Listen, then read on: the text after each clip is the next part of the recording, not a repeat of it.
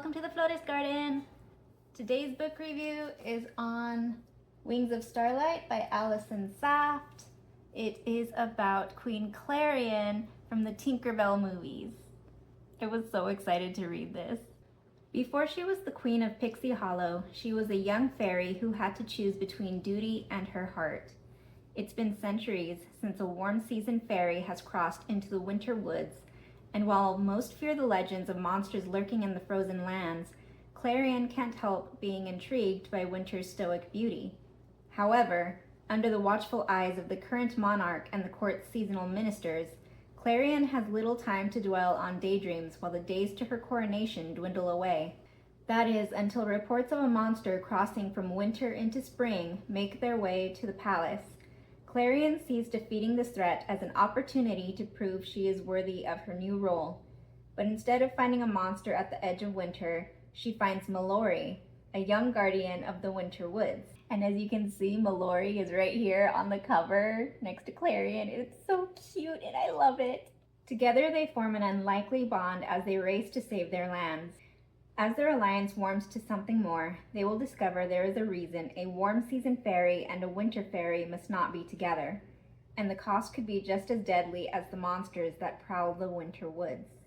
We start off with a prologue that describes the 4 seasons of Pixie Hollow. It then focuses specifically on the winter woods. The warden of the winter woods witnesses alliteration.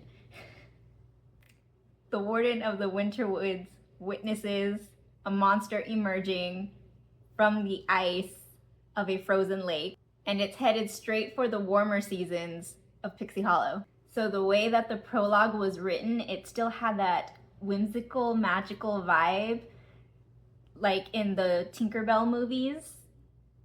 How it always starts off with like this little explanation in a really cute voice explaining Pixie Hollow and parts of Neverland. That's exactly how the prologue was written. It got that whole Tinkerbell vibe and I loved it so much. So essential background information in case you did not watch any of the Tinkerbell movies or if you were not really a Peter Pan fan. Fairies are born when a baby first laughs. Clarion is not the queen of Pixie Hollow yet. She is a princess in training, and the current queen, her name is Elvina. Ever since Clarion's arrival, the night she emerged from a fallen star as all the queen of Pixie Hollow before her had, Elvina had impressed upon her that she was different, that they were different, marked indelibly with stardust. Besides Elvina, Clarion was the only governing talent in all of Pixie Hollow. So I thought that was interesting, especially when the last time I was watching the Tinkerbell movies, I did stop and think, how did they choose a monarch to rule all of Pixie Hollow? Governing talents. I mean, that should have been obvious to me, but I was a little slow. Clarion feels really lonely. She only has one friend and a bodyguard that she wants to be friends with. But because she is a princess in training, she gets treated differently. The rest of Pixie Hollow seems to be not really afraid of her, but kind of intimidated because she's a princess on her way to becoming queen. And all Clarion wants is to have a connection with somebody. From where her bedroom is situated, Clarion has a perfect view of the direction leading towards the winter woods. Like she can see it off in the distance.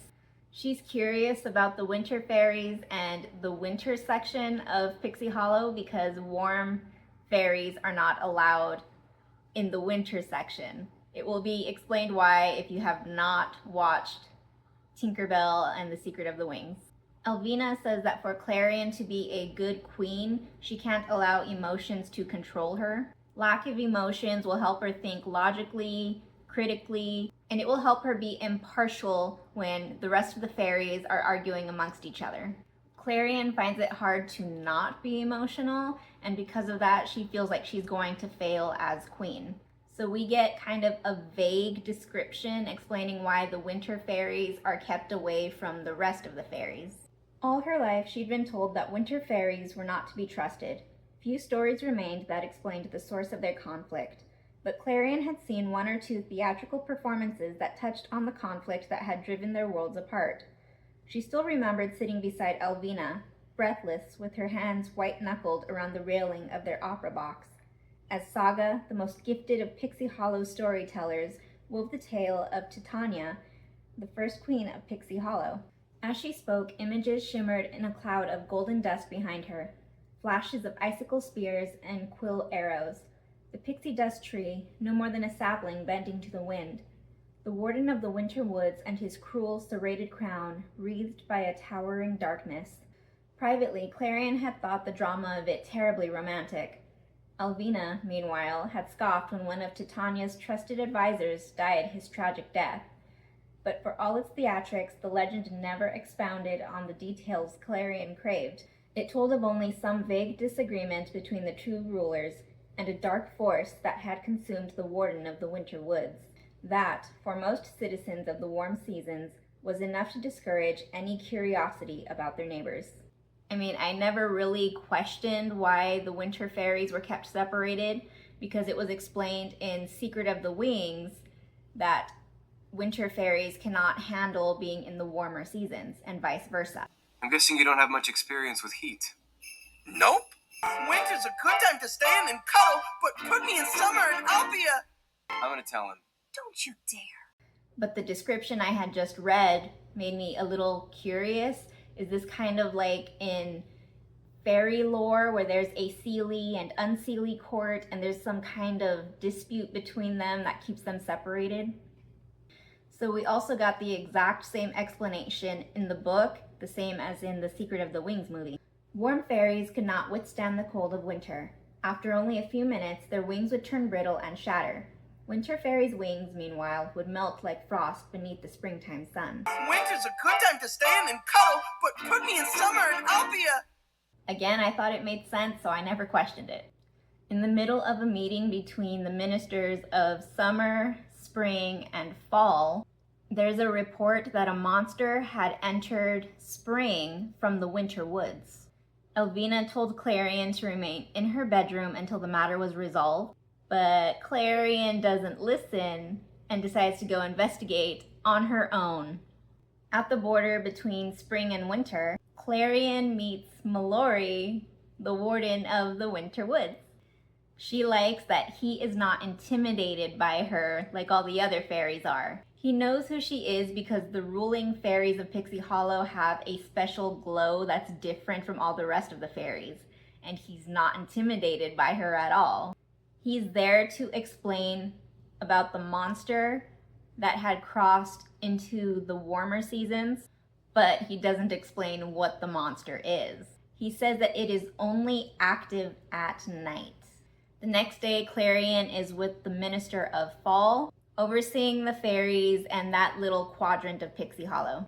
As night was approaching, the mysterious monster appeared and attacked the fairies. The way this monster was described, my mind kept jumping between smoke, ink, and shadows until it formed a weird combination of the three.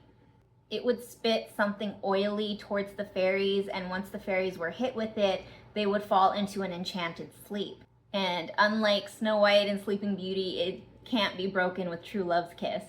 Based on the descriptions we got of the fairies that had been struck by this oily substance, you can tell that they're having nightmares. They're like twitching and having like really distressed facial expressions. I mean, I know that's supposed to be scary, but I've still got a bit of PTSD from college where I was functioning on 3 to 4 hours of sleep. So there are times where I just want to sleep for a couple of days because I can still feel like my body is trying to recover from that, even though I haven't been in college in 9 years. As for the nightmare portion, I have horrible nightmares that actually make Freddy Krueger seem like an annoying little kid. And fun fact, I have never actually seen a Freddy Krueger movie. because I always fall asleep.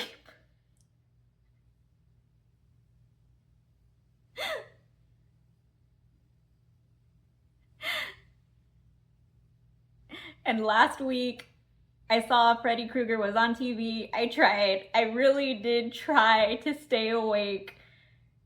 And I didn't even realize I had fallen asleep in the middle of the movie until my mom sneezed and woke me up.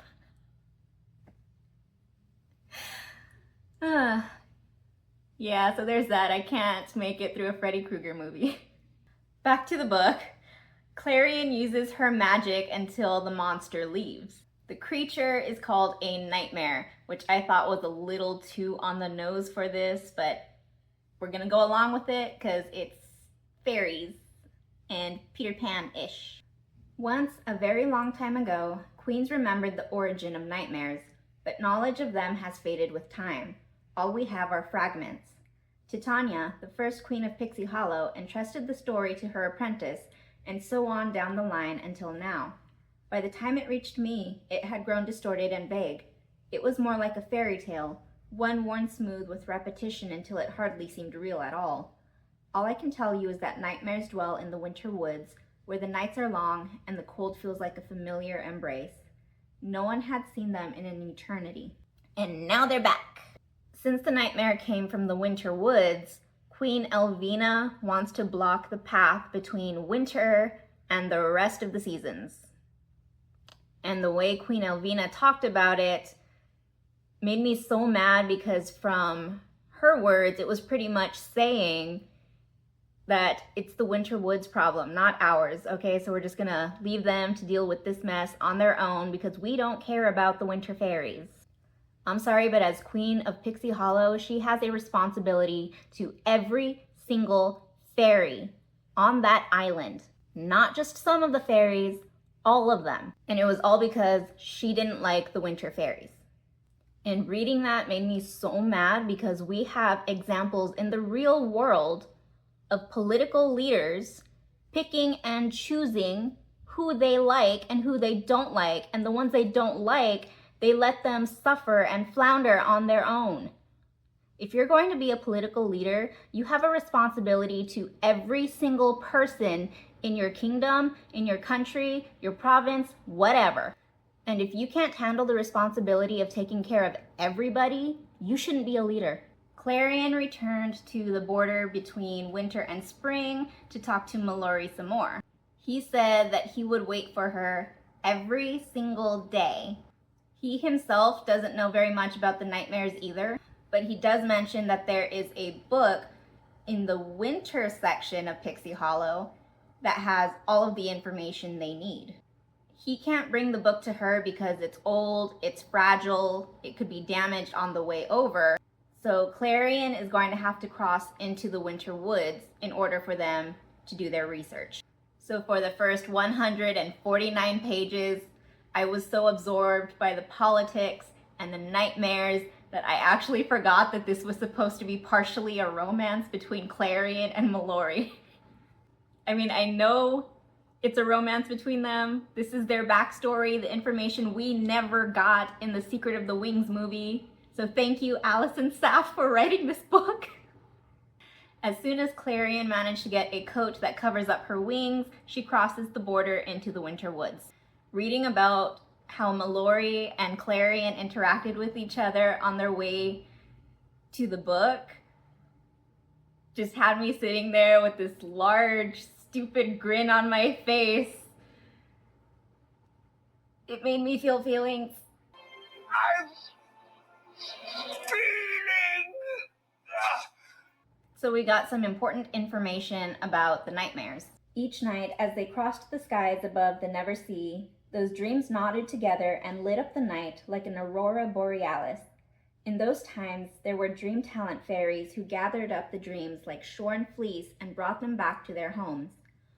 All through the night, they spun dreams into thread on their spinning wheels. Come morning, they gathered up their thread and wove it through the branches of the young pixie dust tree, so that the children's hopes and wishes protected and nourished the tree as it grew.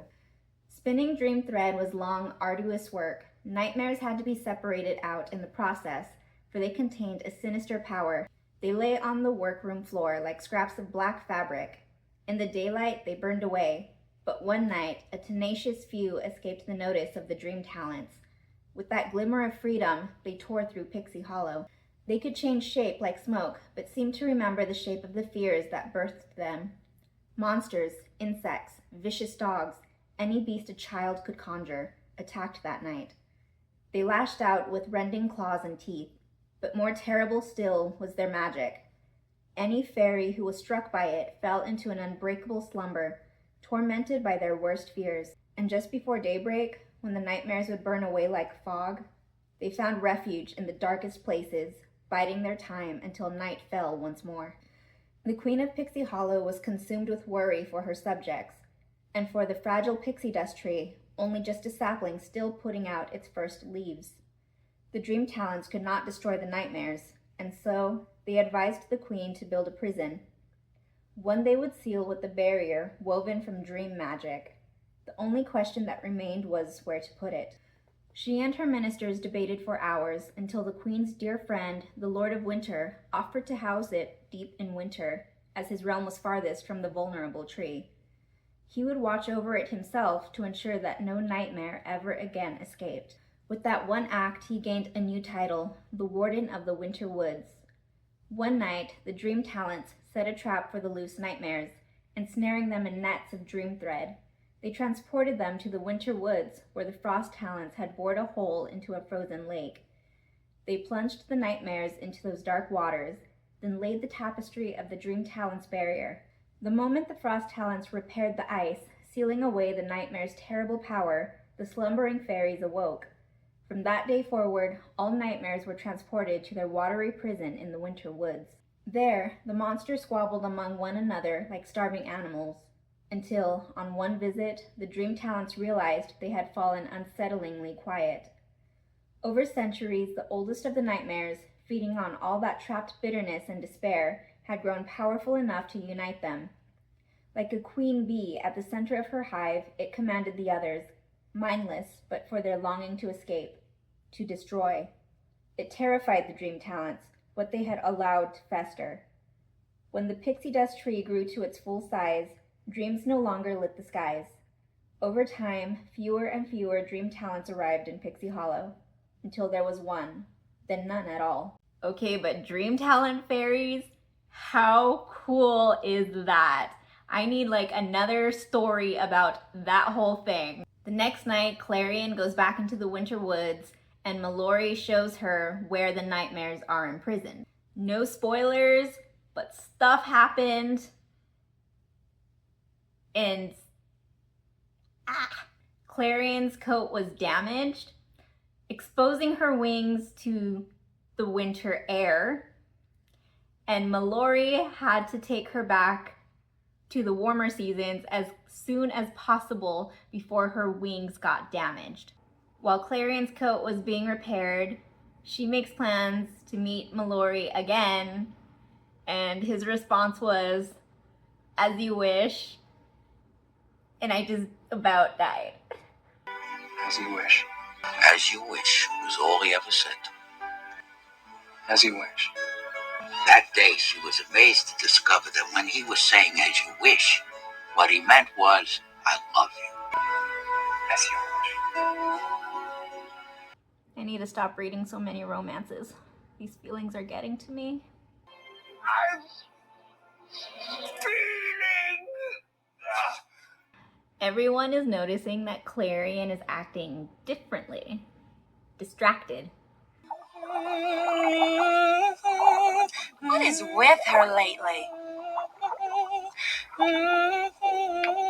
Oh, she's got it bad. What? What has she got? Isn't it obvious, Daddy? Ariel's in love. Ariel? In love?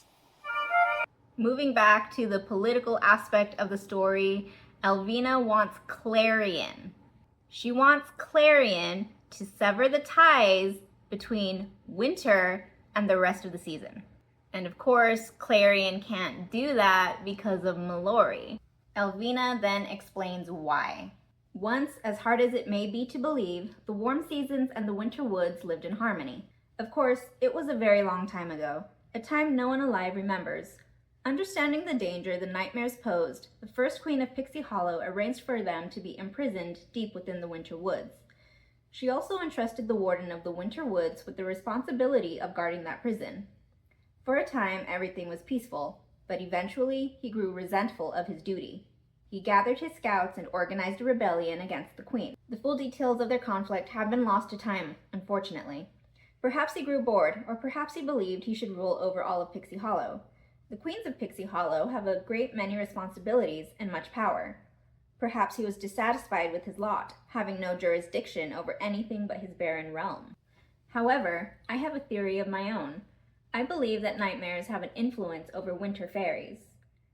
You have seen how insidious nightmares are, how they can sink their claws into a fairy's mind. Who's to say they cannot do it while you're still awake? Besides, I cannot imagine what effect it must have, living beside so many for so long. If the prison has weakened enough to release them into the world, surely their power has leaked out as well. It is a shame. It means that the warden of the Winter Woods can never be fully trusted. Now you know everything that I do, and on the day of your coronation, you will fulfill the very last of our inherited duties. The Queen of Pixie Hollow must guard the warm seasons against the nightmare's influence. I seriously disliked Elvina the entire time I was reading this. Nearing the end of the book, we got equal parts politics and romance. So we learned from the movie Secret of the Wings that Mallory's wings had been damaged. So if you really want to know what happened to his wings, I highly suggest you read the book, because that scene had me in tears. So reaching the end of the book, I was really expecting this huge fight between the nightmares and all of the fairies of Pixie Hollow, to show that they are stronger together kind of business. But what we really got was kind of disappointing, if I'm going to be honest. Overall, I would give this somewhere between 3.5 and 4 stars. Other than the climax being a bit anticlimactic, there was literally nothing about this that I would change. It has a bittersweet ending that had me teary-eyed, but it's okay because I've seen Secret of the Wings several times. I know how it ends. I know how their story goes, but it still hurts. Again, thank you, Allison Saft, for writing this book. I love it. So that's all I have to say on Wings of Starlight. I'll see you next time. Bye! The flowers dance with the wind. The